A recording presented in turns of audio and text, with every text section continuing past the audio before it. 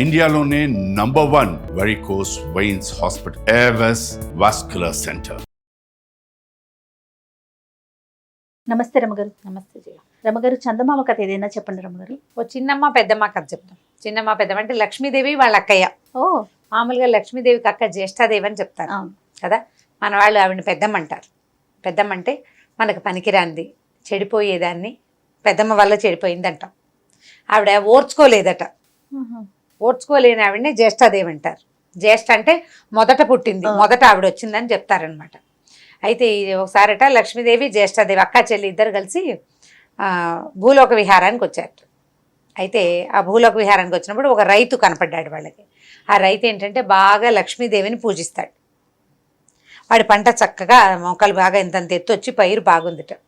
బాగుంటే ఆకుపచ్చగా ఉన్న పైరుని చూసి అక్క చెల్లి అక్కడ నుంచున్నారు. లక్ష్మీదేవి చెప్పింటే అక్కయ్య ఇగో ఈ రైతు చాలా బుద్ధిమంతుడు, వీడు మంచి భక్తుడు, వీడి పంట చూడు ఎంత బాగా పండుతుందో రేపొద్దున అంది. అనేసరికి జ్యేష్ఠది కొళ్ళు మండింది. అలా పరకాయించి చూసి ఆ గడుదు గుడ్డు ఏం పండుతుంది, ఇంకేం పెద్ద పండేది ఏమిటి, ఒక వారంలో కొయ్యాల్సిన పంట అది. రేపొద్దున పెద్ద వాన వచ్చి వీడి పంట అంతా మునిగిపోదు, రేపు మధ్యాహ్నానికి బాగా అవుతుంది వాడికి అందుటి. అనేసరికి లక్ష్మీదేవి ఏం చేసిందట, మధ్యాహ్నం సాయంకాలం వాళ్ళ అక్కయ్యని పంపాక ఒక చిన్న ముత్తైదు వేషం, ఒక చిన్న మామూలు మనిషి వేషం వేసుకొచ్చి, నాయన నేను నీకు ఎందుకు చెప్తున్నానో అర్థం చేసుకో, ఈ పంటని రేపు పొద్దున్నే వ్యాపారస్తుడికి గుత్తకిచ్చేసి ఆయన వచ్చి తీసుకుంటాడు అని చెప్పింది. జట్టీకి ఇవ్వటం అంటారు దాన్ని. జట్టీకి ఇవ్వడం అంటే ఏంటంటే ఆ పంట ఇంకా రైతు కోసుకోవడం అనమాట. మొత్తం పంట వ్యాపారస్తుడే వచ్చి కోసుకుని అతను ఎంత వస్తే అంత పంట మీద ఉండగా చూసి ఇంత అని బేరం ఆడుకుంటారు. సరే ఇతను ఏం చేశాడు, ఈవిడ చెప్పింది పెద్ద ముత్తైదు పొద్దున్నే వచ్చింది లక్ష్మీదేవల్లే కనపడుతోందని ఆవిడ చెప్పిన ప్రకారంగానే వ్యాపారస్తుడి దగ్గరికి వెళ్ళాడు. బాబు అంతకుముందు వ్యాపారస్తుడి దగ్గర కొంత అప్పు తీసుకుని ఉన్నాడు, పంట జట్టీకి ఇచ్చేస్తానండి అని చెప్పి ఒప్పుకున్నాడు. కాగితం రాసి ఇచ్చేసాడు. మధ్యాహ్నానికి బ్రహ్మాండంగా వానబడి మొత్తం పొలాలన్నీ మునిగిపోయింది. చీకటి పడేసరికల్లా మళ్ళీ అక్క చెల్లి ఇద్దరు వ్యాహ్యాలకు వచ్చారు. ఆవిడంది పక్కపక్క నవ్వి, పెద్దక్కయ్య ఏమిటో బాగా పండుతుందన్నావే, చూడు రైతు బాగా నష్టం వచ్చింది, వీడికి పొగరు బాగా పంటను చూసుకుని పొగరెక్కున్నాడు, పోయింది చూసామా మంచిగా అయిందండి. అనేసరికి లక్ష్మీదేవి వాడికి ఏం మంచి అయింది అక్కయ్య, వాడికి మంచి ఏం అవ్వలేదు, పొద్దున్నే వ్యాపారస్తుడికి జట్టికి ఇచ్చేశాడు, నష్టం ఏదన్నా ఉంటే వాడి వ్యాపారిదే, రైతుకేం నష్టం లేదు, వాడి డబ్బులు వాడికి వస్తాయని. అనేసరికల్లా ఓరిని అలాగా అయితే ఉండు, వీడి సంగతి చెప్తానని వీడు మొత్తం మొక్కలన్నీ అవుతాయి, వీడికి నిజంగానే నష్టం వస్తుంది, మొత్తం అంతా వ్యాపారికి వెళ్ళేలాగా చేస్తానని మొక్కలన్నీ నిలబెట్టేసింది. సాయంత్రానికి పెద్దమ్మగారు మొక్కలన్నీ నిలబడ్డాయి. సరే ఈవిడేం చేసింది, లక్ష్మీదేవి మళ్ళీ రైతు దగ్గరికి వెళ్ళి, బాబు ఓ పని చెయ్యి, తడిసిపోయినాయి కదా పొలాలు, అందుకని వ్యాపారస్తుడి దగ్గరికి వెళ్ళి జట్టీకి వద్దులేండి బాబు, మీ బాకీ మీరు కట్టేసుకుని తజ్మా డబ్బులు ఇచ్చేసేయండి అని మాట్లాడేసుకో, మీరు ఎందుకు నష్టపోవాలని చెప్పంటే రైతు ఏం చేశాడు, మళ్ళీ వ్యాపారస్తుడి దగ్గరికి వెళ్ళాడు. బాబు నిన్న పొద్దున మాట్లాడుకున్నావు, సాయంకాలానికి వానొచ్చింది, నువ్వెందుకు నష్టపోవాలి, అందరు రైతులతో పాటు నేను నష్టపోతాను, నీకు బాకీ ఎంత రావాలో అంత మాత్రం కట్టుకుని తత్తిమాది వదిలిపెట్టేసేయి, ఆ నష్టం ఏదో నేనే పడతాను నాయన అని కాగితం చింపించేసాడు. చింపేసరికల్లా మూడో రోజు మళ్ళీ అక్క చెల్లి వచ్చారు.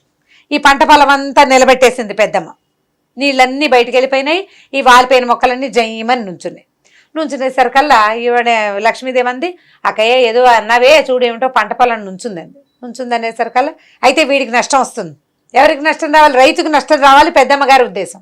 అయితే రైతుకు నష్టం రాదక్కయ్య, వ్యాపారస్తుడి దగ్గర నుంచి మళ్ళీ వెనక్కి తీసేసుకున్నాడు అనేసరికల్లా వాడికి అంతా పొగరా, నేను పోగొట్టిన దాన్ని తెచ్చుకుంటాడా, వాడి సంగతి నేను చెప్తానుండు అని చెప్పి కుప్పకి 2 బస్తాల మించి రాదు వీడికి.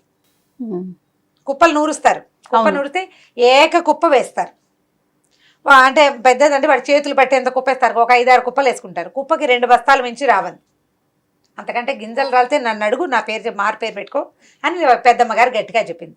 ఈ లక్ష్మీదేవి మళ్ళీ మారువేషంతో వెళ్ళి, అబ్బాయి ఎందుకు ఏమిటి అని అడక్కు, చిన్న చిన్న చిన్న చిన్న కుప్పలే దేనికి దానికి సెపరేట్గా నూర్చుకో, ఎన్ని ఎక్కువ కుప్పలైతే నీకు అంత ధాన్యం వస్తుందని చెప్పింది.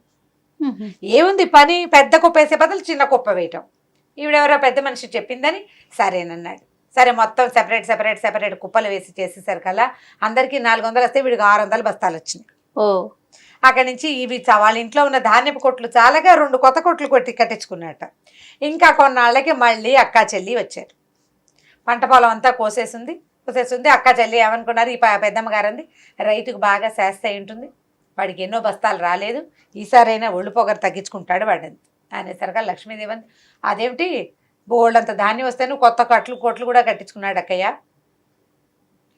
చిన్న చిన్న వేసాడు కుప్పకు 2 చొప్పున, అందరికి 400 వస్తే వీడికి 600 బస్తాలు వచ్చినాయి, కొత్త కొట్లు కట్టించేశాడండి అనేసరికల్లా పళ్ళు కొరికేసింది ఆవిడకి ఏమర్థమైందంటే, నేను వాడికి శాస్తి చేయాలని ఏదో వాడిని ఏడిపిస్తుంటే చెల్లెలే అడ్డం పడుతోందని అర్థమైంది.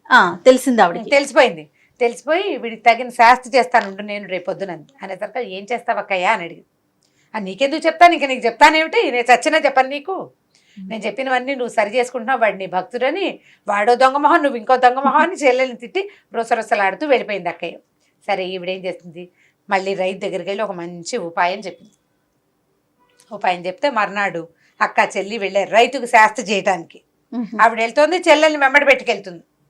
ఇద్దరు వెళ్ళేసరికి ఏముంది, రైతు ఇంట్లో ఏదో సన్నాహం జరుగుతుంది, బయటంతా బస్తాలుగా ధాన్యం ఉంది, మామిడాకులు తోరణాలు కట్టారు, గొడ్లు కనపడుతున్నాయి, ఏవో ఆవులు ఇవి కనిపిస్తున్నాయి, సన్నాయి మేళం వినపడుతోంది.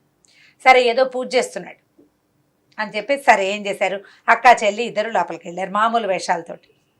ఏం పూజ చేస్తున్నావు నాయన అంటే, అమ్మ జ్యేష్ఠాదేవికి పూజ చేస్తున్నాను, ఇదంతా ఆవిడ మహత్యమే, మామూలుగా 2 కొట్లు ఉండేవి నాకు, ఇప్పుడు 4 కొట్లు కట్టించుకున్నాను, పెద్దమ్మ తల్లి దయ వల్ల పంటలు బాగా పండినాయమ్మా, జ్యేష్ఠాదేవి కోసం పూజ చేస్తున్నాను అన్నాడు. అనేసరికి ఆవిడకి చాలా సంతోషం వేసేసింది, నా కోసమే పూజ చేస్తున్నాడు వీడని. వీడు చల్లగా వరదిల్లాలని దీవించి అక్క చెల్లి చేరుకో తాంబూలం పుచ్చుకొని బయటకు వచ్చారు. బయటకు వచ్చి వీడు పిచ్చివాడు అనుకున్నాను, వీడు మంచివాడు కాదనుకున్నానే, వీడు పొగరనుకున్నా, కాదు వీడికి నన్ను గుర్తుపట్టాడు, వీడు నా ప్రతిభ వల్లే వీడికి డబ్బులన్నీ వచ్చినాయని వీడికి తెలిసిపోయింది అని ఆవిడ నవ్వుతూ సంతోషంగా వెళ్ళిపోయింది. అమాయక పెద్దమ్మ. అసలు సంగతి ఏమిటి, లక్ష్మీదేవి ఏం చెప్పిందంటే, నా పూజ చెయ్యిద్రా నాయన, మా అక్కయ్యకి చెయ్యి, ఎవరు అడిగిన నా పూజ నాదే చెయ్యి, పేరు మా అక్కయ్యది చెప్పు. లక్ష్మీ పూజ చేస్తూ వాళ్ళ అక్కయ్యకి పూజ చేస్తున్నానని చెప్పాడనమాట. దాంతో ఇక ఆవిడ ఇంటికి వెళ్ళిపోయింది. రైతు హాయిగా ఉన్నాడు. అప్పటి నుంచి అతనికి ఎప్పుడూ ఎలాంటి ఇబ్బందులు రాలేదు. అతను అక్క చెల్లి ఇద్దరికి తాంబూలాలు పెట్టేవాడు, అక్క పేరుతో కూడా ఒక తాంబూలం పెట్టేవాడు. ఇప్పుడు మన వాళ్ళు చెప్తారు, లక్ష్మీదేవి ఎక్కడుంటే జ్యేష్ఠ కూడా అక్కడే ఉంటుంది. మనం లక్ష్మిని అవమానించేటట్టుగా మనల్ని ప్రేరేపిస్తుంది జ్యేష్ఠ. ఆవిడ ప్రేరేపిస్తుంది మనని.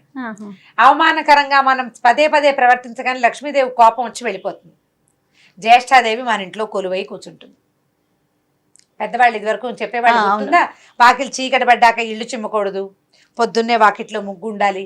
ఆవిడకి పొద్దున్నే ముగ్గులేని వాకిళ్ళు, చీకటి దీపాలు పెట్టాక ఊడ్చే ఇళ్ళు అంటే ఇష్టం. అంటే అపరిశుభ్రత ఎక్కడ అంటే దుష్ప్రవర్తన ఉన్న చోట జ్యేష్ఠాదేవి ఆవిడకి ఇష్టం. నిజానికి అక్క చెల్లి ఒక పక్కనే ఉంటారు. మనం ఆవిడని తరివేస్తే ఈవిడ కొలువై ఉంటుంది, లేకపోతే ఆవిడ అణిగిమణిగి ఉంటుంది చెల్లెల దగ్గర, అవకాశం కోసం చూస్తూ ఉంటుంది. అందుకని మన దగ్గర ఉన్న లక్ష్మిని ఎప్పుడు గౌరవించాలి. కాళ్ళ కింద పుస్తకాలు తొక్కకూడదు, డబ్బులు కింద పడితే కళ్ళకు అద్దుకుని తీసుకోవాలి, డబ్బులతోటి నిర్లక్ష్యంగా ప్రవర్తించకూడదు, నాకుంది కదా అని విసిరి పారేయకూడదు, అపాత్ర దానాలు చేయకూడదు. చేసేందుకు మనని ప్రేరేపిస్తూ ఉంటుంది జ్యేష్ఠాదేవి. ఆవిడ ప్రేరేపిస్తుంది మనని. డబ్బు మదం తలకి ఎక్కిపోయింది అని చెప్తుంటారా మన వాళ్ళు, అలా అంటారు కదా, ఒక నానుడిగా చెప్తారు, డబ్బు తలకెక్కింది వీడికి అని. డబ్బు తలకెక్కడం అంటే డబ్బు కాదు ఎక్కేది, ఈవిడే జ్యేష్ఠాదేవి. వీడికి నీకు చాలా డబ్బు ఉంది, నువ్వు చాలా గొప్పవాడేవన్న మన తత్వాన్ని మనలో పెంపొందిస్తుంది. మనం దాన్ని జయించుకుంటూ ఉండాలి. నాకేమిటి అని అనుకున్న ప్రతి వాళ్ళు కిందయి కనపడతారు మనకి కొన్నాళ్ళకి. ఆ నాకేమిటన్న రాకూడదు. ఆ వచ్చిన లక్ష్మిని ఎప్పుడు గౌరవిస్తూ ఉండాలి. చేయి జారితే పోతుందేమో అని ఒళ్ళు దగ్గర పెట్టుకుని లక్ష్మిని కాపాడుకోవాలి. డబ్బుని కాపాడితేనే మళ్ళీ వస్తుంది. కాపాడింది ఇప్పుడు మామూలు శాస్త్రం, 100 రూపాయలు నువ్వు ఖర్చు పెడితే పోతుంది, మదుపు పెడితే వస్తుంది కదా. ఖర్చు పెట్టడం అంటే ఏమిది, పోగొట్టుకోవటం. సినిమాకి వెళ్ళాం, ఓ 1000 రూపాయలు ఖర్చు అయింది, పోయింది. నువ్వు ఆ 1000 రూపాయలు బ్యాంకులో వెయ్యి, వస్తుంది. నువ్వు సినిమాకి వెళ్ళడం కాకుండా ఎవరెవరినో సినిమాలకు కూడా నువ్వే తీసుకెళ్ళావనుకో పదే అదంతా ఖర్చే. అది నీకు వెనక్కి వచ్చే మార్గం ఏది? వెనక్కి వచ్చే మార్గాలు చూసుకునే ఖర్చు పెట్టుకోవాలి. లక్ష్మిని కాపాడుకునేందుకు ప్రయత్నం చేయాలి. చిన్న చందమామ కథ కదా, సరదా కథ. ఆవిడ ఎందుకు వస్తుంది ఏమిటి అంటే, ఊరికే పల్లెటూరి కథలు చెప్పుకుంటారు కదా, ఆ కథల్లో భాగంగానే ఇది ఒక కథ. అక్క చెల్లి ఇద్దరు. అక్కకి ఎవరైనా బాగుపడితే ఇష్టం ఉండదు, ఆవిడకి నచ్చదు. పచ్చగా చేలు అవి ఉంటే అది పాడు చేయించేందుకు చూస్తుంది. దాన్ని మనం కాపాడుకోవాలి, ఒళ్ళు దగ్గర పెట్టుకుని ప్రవర్తించి లక్ష్మిని కాపాడుకోమని చెప్పడానికే చెప్తారు. మనం కింద రూపాయి పడితే కలకత్తుకుంటాం కలకత్తుకుంటాం. అంతే, కథ కంచికి మనం ఇంటికి. ఓకే రమ్ గారు, ఇంకో స్టోరీతో కలుద్దాం. తప్పకుండా చేయండి. ఇక ఈ వీడియో కనుక మీకు నచ్చినట్లయితే లైక్ చేయండి, షేర్ చేయండి. మరిన్ని వీడియోస్ కోసం మా ఛానల్ని సబ్స్క్రైబ్ చేసుకోండి.